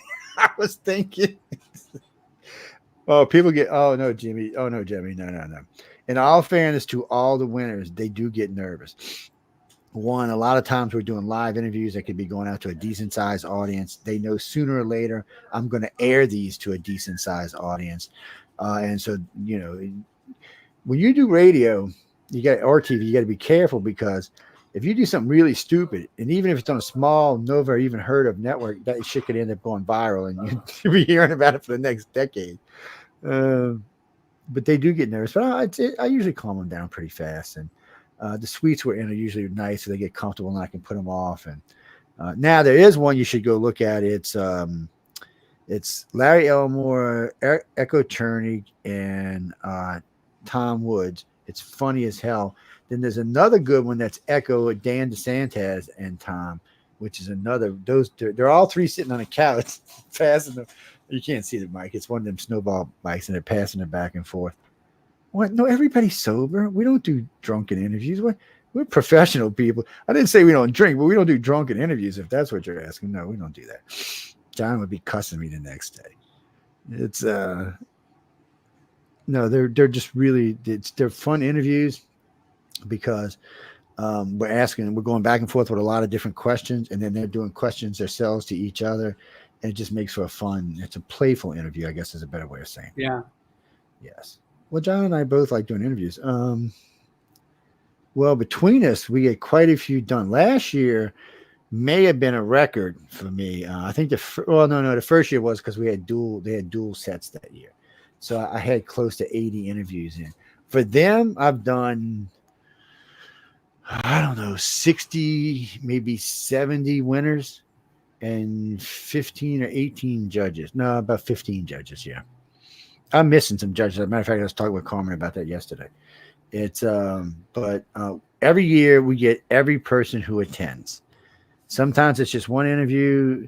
So everybody gets at least one interview. The winners will always get 2 interviews. And then sometimes Carmen and I, because we doing it different now, we did everybody ahead of time. And then we redid the ones that we knew were going to be good interviews in person. Yeah. So instead of having, say, like 24 of the winners, we ended up with about 45 interviews out of the winners. Yeah. And then we got into the judges. Yeah. Well, no, they're great interviews. I would tell you, listen to all of them. They're all different. They all think differently. Well, she's Chinese. She's not from China, though. She's from America. They do have some winners that come in from China, but they got winners. Last year we had winners from 8 different countries. The year before from 9 different countries. So, well, we plug them all the time, and even this show is probably going out to at least 100 countries. So, John's Right as the Future goes out to at least 100 countries. So we're always constantly. And there are other authors in this network that actually promote them as well. What do you mean? Oh, right to Michelle DeRoche. Yes. I would just go on her page on Facebook and leave her a message. Yeah. I couldn't even tell you, Boo. I have no idea what shows we have open, what's available, what's not available. That's Michelle's job. Yeah, and things are a little weird right now anyway, so you want to talk to her. As far as Writers of the Future, just submit. Go over to writersfuture.com. Yes, that's another $1 I just made. And I just did. No, I like to pick on John, but I said if I got $1 for every time I said that, I'd be a billionaire by now. No, Michelle DeRoche, and I'm pretty sure it's Michelle DeRoche at michellederoche.com, but it's usually I have it in front of me. I just don't right now. But I just go to Facebook and write to her. Yeah, she's we're always looking for shows, but some shows cost money, some shows are free. Any of the services all cost money. Yeah, she'll explain all that to you. Yeah, she will. And it costs nothing to join writersofthefuture.com. You go over there. So they got a really good course over there. I haven't talked about this in a couple of months, which is weird. But they have a really good writers course over there that John's wife Emily did. And matter of fact, Scott Card is one of the people on the panel on there. Yeah. And so what I would do is I would go in and read all the rules, okay? Because I do know you already do writing. I know that from some stuff we've talked about in the past. So you'd have to find out what the cap is. I know you can't write any more than 17,000 words. I don't know what their money cap is as far as money goes. You'll have to go look at that, what they consider a professional writer and what they don't. It's right now. It's whatever at the time you sold, whatever the pro rates were. Currently, is 8 cents a word. So if you're selling something right now, you can't. If it's 8 cents a word or more, that's considered pro rates. So there you go, guys. You got that already right out the way. But well, illustrators have rules too. So, but anyway, go over there, read the rules. I would take the course, even though I know you've written 4 books now. I would still take the course. Oh yeah, for sure. We've got it's for intermediate, but there's a lot of people that say, because it's every piece of writing a story. So it has how to open a story, how to do dialogue. Orson Scott Card has an amazing section on writing dialogue, and then there's the middle of a story, how to create suspense, how to end a story, the denouement at the end. All those pieces are individually created with videos between Orson Scott Card, Tim Powers, and Dave Wolverton, who passed away a few years ago, but he was considered the story doctor. And then there's a dozen interviews or dozen essays by L. Ron Hubbard. And then hopefully this year we've got another 3 or 4 interviews that we've recorded that we just need now to edit and upload. They'll be added to the online course. So, I mean, all that information's there. Well, actually, Jack, you know what's funny? I do say I never completed, but only have never completed it because I wouldn't send Emily the 3 stories I wrote. So at the end, when you finish the course, they want you to, well, there's a couple times in there you can write stuff, but at the end, they want you to write just a little short story. I'm not sending that to Emily. She'll be going, Joe, I'm going to shoot you next time I see you. No, that's not. Besides, I don't want to torture the poor woman.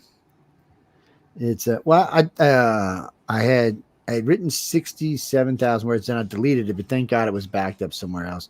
So right now it's at 74.5. I've got the computer going through. As a matter of fact, while I was talking right now, I've got it going through looking for grammar and spelling stuff. It's just searching through it. I don't know. It's like in slow mode or something, but I can see it from now going by, leaving little red or blue lines underneath stuff. Well, see, I have to type. I can't.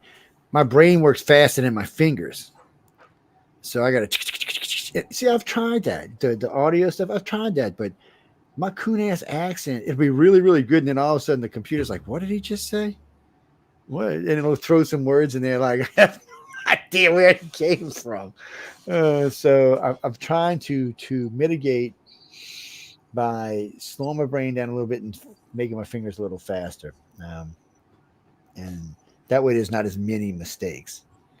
But if I stop while I'm writing to correct mistakes, I'll forget what the hell I was thinking about. So I gotta write through whatever the thought is, and then I can stop. I'm not a professional writer. No. And I can't send that to Writers of the Future. It's 70-something thousand words. It only takes 17,000 words. When it's all said and done and finished, I'll cut an excerpt out of it where it's really good, and I'll send them that. Yeah. But hopefully by that time, this thing is on the bookshelf somewhere. It's their fault. I'm writing the damn thing. No. People have been asking me to do. I've actually been asked to write a couple of different style books. One about my own personal experiences, but they wanted me to do I don't know what you'd call it, like a manual for iCar, which is a group I work for, and some more kind of like nuts and bolts stuff. Yeah, Yeah, one of these days I might. Actually, I write better when I'm with them for some reason. It's some reason at night when I just before I go to bed, I can sit down and punch out between 5 and 10,000 words. I guess it's from listening to all them authors all day long or something. Yeah. I really I don't know. No, Chris is being serious. I don't know. Um, oh, if I ever get it finished, it'll probably be you'll probably get converted into a movie. It's a really scary 10-day event, 11-day event. Yeah. Well, we've been talked about it before when the originally we had published something to a group and it got leaked, and we had been asked if we'd be considering to make like a little short documentary out of it, and I said no. It's not always about the money, Michael. No, sorry, dude. And real money and fake money is not the same thing anyway. So John's gonna be in Fan X. Yep. Yes, and then he's going to Germany. So all our, I know we got listeners in Germany, so y'all be nice to John when he's over there. Take him to get some really good dinner, man. Yeah, I had last year. I had a one of my contest enters. She's in the military, so she was stationed over there visiting her sister, and they invited me to dinner. So that was really nice. That's nice, yeah. Yeah. It's always best to be on the local with locals or people who's been there long enough that they know the local stuff. Yeah. I like to travel when I know people. It was really good. Yeah. Well, it's like if you come down to New Orleans and there's places I'd take you, you'd be like, is that place safe to eat at? And then you'd go in there and eat, and you're like, Jesus, best food I ever had in my life. Yeah. Because the building itself is probably 200 years old. It's an old city. It's not like Europe, though, but it's an old city. New Orleans is 365 years old altogether or something. And there's lots of old buildings running around the city. Lots of old restaurants. They got restaurants. I mean, Antoine's is what, 150 years old, I think. I'd have to go look it up. Well, Antoine's is the one Anne Rice writes about. So when you walk into Antoine's, you look on the left wall, you're going to see pictures of all the people all the Antoines who have run the place. And you'll notice they're all wearing different clothes, but they all look very similar. So Anne Rice said it was the same person, that he was a vampire. And every so many years, every 30, 40, 50 years, he would just remake itself. Yes, and he would be the new Antoine's, and he'd still have Antoine's. They got great food at Antoine's. Yes. I actually went there with some friends for dinner and a ghost. Yeah, because they say the place is really haunted. The dinner was really good. The ghost was a no-show, but the dinner was really good. I'm willing to try anything once. I don't know. So it's funny because they haven't always done Writers in the Future in LA. Now that you said that. And I was jealous because I found that they had done it at NASA a couple of times. I would have for sure got my ass in trouble there. I'd have been hopping the space rods someplace. No, where was it originally? In New York, wasn't it? First one was in New York. Yeah, we've been the first probably 30 years. We were all over the place. We had a few in LA, but we were in Johnson Space Center. We were there twice, and we were in Kennedy Space Center once. We were at that one. We were the closest civilians to one of the space shuttle launches, and so we witnessed that, and that was really cool because I bet you some of the judges hadn't seen a launch, but they've been writing about it. They've not seen one before, so it was really fun watching them. But you're there, and we were there surrounded by swamps, and there's signs posted, don't go near the edge because there's alligators and snakes, and you had to totally swab yourself up so you don't get eaten alive by the mosquitoes. But then when the shuttle took off, I was telling you the other day, you could see it, and your whole body was shaking. Just the amount of when those rockets going, you're a mile away, but you're just like shaking. And then we're so spoiled by television. Within a minute, it's gone. It just takes it and it's gone. You just see a little speck, but you're so used to watching it on TV where you got this angle, this angle, this angle, this angle. So like a launch can go for 4 or 5 minutes, and then they do the replays and do all the different angles they do here, and here's this and here's that. But it was just amazing, just the sheer amount of force that was going on that a mile away. You could still feel that just reverberating through your whole body. Yeah, it's powerful. I've seen it twice, but it's Yeah, well actually I seen an Apollo launch when I was a kid, and then I seen a shuttle launch. yeah. And We were at the World Trade Center. We were in Seattle. We've been in San Diego at the Space Museum there. But yeah, we've been many different places. But what we like is when we can do it in Hollywood because that's where our offices are, and that's where we have the L. Ron Hubbard Library, which is always a highlight for people coming to see there because you don't really realize how much he wrote until you go to the library and sees, oh my gosh, all these books are written by him, and all these different genres, and it's way cool. or people if you really want to know, you can go over to their home site and go in there, and you can buy a little stick about this big with all of his stuff on it and put it on your pad or your laptop or your computer and go into a frenzy for a couple of years. Huh? Yeah, What was that? It's galaxypress.com. Yeah. Just go over there when you get on it. Well, you can buy the whole pad if that's what you're after. No, they got all of that. yeah, I was just being nice until you just go get the thumb drive loaded up with all of the stuff. But while you're there, you can see all the different titles, all the retro artwork, which is great to look at. Well, they've got a lot of I like to call it 20s retro artwork, but it's cool looking stuff. You can go through all of that, and there's just tons of stuff. Some of it's in audio. I mean, there's quite a bit of it in audio, and the rest is just you can read. Well, you can buy the book. I'm sure they would prefer you buy the books, but the pad is really nice, and the thumb drive is great. yeah. Basically, if you buy all the audios, in essence, you get the iPad for free. You see, that's see. Well, no, I got a lot of good stuff over there. I'm just telling you so that it gives you an idea how much he has, and that's just all fiction work, right? That's Yeah, none of that's the just the fiction, nonfiction. not the nonfiction. It's none of the nonfiction. Yeah, So, he wrote hundreds of fiction, and then there's then all the nonfiction as well that he wrote. when you ask dumb questions about that, especially when it comes to Scientology, you would have to ask him, and he's dead. He's dead. When you go to heaven, you say, Mr. Hubbard, what was your motivation for this? What did you see to make you do this? And I'm sure he'll sit down and say, aren't you supposed to be in hell? I'm sorry.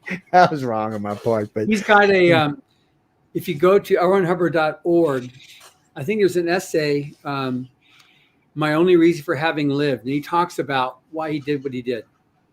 well, I like the fact that he liked to travel. When you see a lot of his stuff, you can tell when you read a lot of his stuff or listen to it, you can tell he was very well traveled.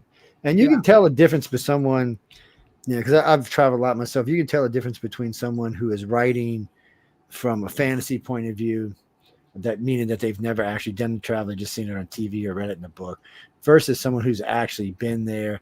Little intricate things like when he's talking about going through places and customs and stuff and different places like that, or routing around. I mean, he's actually telling you what's going on. So if you haven't been there, you're not going to know that. You're just going to write it up as however you think it should be. I mean, you can research to an extent, but some of the countries he went to, there's not much, especially back when we're talking, there wasn't much in the way of that kind of literature. Even today, there's not that much. A lot of countries have not caught up with the internet yet, and won't for a while yet. Not everybody is like America that's internet savvy. The poor Russians, I don't even know what they call internet over there anymore. China's got an internet, but they can't see anything good. North Korea don't have any internet or no music or no movies or TV and no cars. I'm like, what? We can't blame them from global warming, can we? But all I'm saying is not everybody is up to that. So if you're not traveling and seeing it yourself, you're probably missing out on some stuff. I like to travel. I go all over the place. I talk to everybody. And I like to see what's going on in my general surroundings. It's fun. I mean, if you're one of them freaks that's scared to travel, and don't travel. But if you like to, you mean me personally, I have been to 40 states and 31 countries. 33 countries, sorry. Yeah. Well, I cheated. I joined the Navy. I cheated. I joined the Navy. Most of the 33 countries, well, at least 15 of the 33 countries, maybe 18. I've seen when I was in the service. The rest I've seen for different reasons. I didn't count Canada and Mexico. That's just part of the U.S. Really, really and truly. You mean states I haven't gone?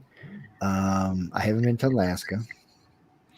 I haven't been to Hawaii, which I watched the Nimitz. I was on a Nimitz as it sailed right past Hawaii. I'm thinking, ain't this a bitch? I mean, we're all sitting, all of us are on the deck. There's like 1,500 of us sitting on the deck watching Hawaii go by. Was in Japan for one day. One day. We had the Nimitz had to stop for something, so they let us off the ship while they were getting it. Most of the South Pacific islands I've been to. England, China. I'm sorry, not China. England, Singapore. Pretty much all them little countries up in there. Italy, Spain, the little cluster there. Yeah, there's about 8 or 10 of them that were right there. You could take a train to all of them if you wanted to. And you know what they all had in common? They all read books. No, we get ready to get out of here. I'll give y'all one more question and we're going to go. Well, because I smell food cooking in the front of the house, so it's making me hungry. But one more question, and we're going to go. What is it? I'll see. I'll let y'all scan. Well, I'll let John answer that, but it's pretty self-explanatory. She wants to know why L. Ron Hubbard decided to do this for just ordinary, everyday people. He created the contest in '83. He just finished writing Battlefield Earth, and he'd had a long history of helping writers and artists in the 30s and 40s. He'd written several essays, and he was on record of having helped some of the major writers at the time get their break. And so he also saw that science fiction was the herald of possibility. It's in his introduction to Battlefield Earth. And so he wanted to provide that outlet for aspiring writers to get that break. And as the arts continue to get defunded and education continues to get more and more deteriorating, he created this contest to provide that an opportunity for writers to do it. And so we have thousands of people entering the contest every quarter. So one thing that requires that people have to write. And if you have to write, you have to read. And so it also forces education and literacy, but the arts themselves is something that he was very strong and very supportive of, both writing and painting. And so he said, okay, I'm going to fund this and continue to fund it in perpetuity. So even though he passed in 1986, it's continued now. We just issued volume 40, and we're almost ready to finish year 41, and it's still coming out of his will that he said, look at where I'm going to continue to fund this. And so it's still going, and it's just really important to him, the arts. And so that he can do it. All the judges that we have, which are some of the biggest names in science fiction and fantasy writing and art, are just so respect him for what he's done and put their name, lending it to it as well to help do this, because nothing else is like this. There is no other competition out there, which is totally blind judged and free to enter and open to anybody who's not professional. So it's something that's very unique. And at this point now, it is so well respected that even when someone gets a honorable mention in the contest, their work will be taken out of the slush pile and read by an editor to say, okay, let's see what this guy has to offer. And I see press releases almost every other week saying I won honorable mention in Rise of Future, let alone as a finalist. So that's why he did, because he knew what it would build and continue to put the future there for science fiction and fantasy. And it's called speculative, but it's a lot of the astronauts, a lot of the engineers that have the things on Mars right now, they got their inspiration from science fiction. And so that's what we're doing here. It's continuing that that mentality of I wonder if I can do that and make that happen and continue to put the future there, which is one of the things that science fiction does. Well, it pays back a lot of people, guys. So y'all should get out there and get involved, buy a book, write a book, do some artwork. Yeah, we've had almost 1,000 winners now over the 40 years. No, y'all should really, I'm being serious when I said that. Write a book, draw a picture, send him a stick man. He'll laugh at you, but send him a stick man. Yeah. No, you better be a really good stick man. Because Echo ain't going to go for no stick people. It better be some really good. It better be like a stick family, man. You mean what mediums? Go to the website and look. Yeah, in the rules, if you go to writersofthefuture.com, enter the writer contest or enter the illustrator contest, there's a link in there that says rules, and it tells you what you can do, how to submit, what type of art you can use, what type of formats you can use, how to submit the story if it's what genres you can write in. Yeah. Chris, no porn, Chris. No, I've seen that smart ass comment. They'll just toss it in the whatever pile. Yeah, I won't get anywhere. Yeah, it's not. I always tell people, somebody asked me this just the other day, and I always tell people the same thing for the last couple of years. I look at it like PG-13, maybe PG-17. You might scrape by with, but PG-13 is safe. Yeah. It's no gratuitous sex, no gratuitous violence. The foul language, no, it gets rejected on that too. It's one thing you'll find too. You don't need that to have a good story either. No, you don't. I've read 11 of their books now, Jack. Maybe 12. I have to go count and be sure. I've enjoyed all of them. Now, not all stories are good. Not all stories are made equal, but still, there are a lot of good stories in there. A lot of fantasy, a lot of sci-fi, a lot of everything. Actually, just go through. Different years are going to be different ways. You might see more of this one year, more of that one year. Well, fantasy seems. A lot of people write in fantasy. Sci-fi is a pain in the ass to write in. You do see a lot of that too. What's that, Frank? No, we going because it's past my bedtime. Yeah, I go to bed at 6:30 on Saturdays. You just keep believing that. No. You can write to John anytime. Yes, I would go over and visit the sites, check everything out. You might see something you like on either one of the sites. Well, they got a bunch of stuff for sale on that site. There's a ton of it. Yeah. If you reach me, just write to info@galaxypress.com and it'll be forwarded to me. Yeah, so there you go. Do that. And if you want to go take the course, look, any of y'all who are prospective writers, I would take the course. I would just take the course. Yeah, we're up to I think almost 8,000 people. It's a very popular course. No, it's not hard. That's not the kind of course it is. It's to help yourself to understand how to write a book properly. Yeah, you go at your own pace. You can read the essays as many times as you want to. You can watch the videos many times you want to. All the videos have transcripts. So if English isn't your first language, you can do the Google Translate and read the transcript in whatever language you speak. Chris, the first time it took like 6 months because I was playing around, wasn't being serious. The second 2 times I went through it in 2 days. It's different motivations is all I can tell you. Yeah. I was more serious the second 2 times than I was the first time. First time I was just kind of seeing what it was, and I'd go read a little bit, and I'd piddle around. And about a week later, I'd go back and read maybe a little bit, and then go back maybe a month later and listen to an article. Yeah, well, because I was busy. Life is like that. But we're going to go and tell everyone thank you for tuning in to the Authors Quill and United Public Radio on Saturday. I hope y'all go out and enjoy the rest of your weekend and have some fun and stay out of trouble. Don't get any aliens pregnant or anything like that. I don't want to be reading any stories in the Inquirer or nothing. I'm just really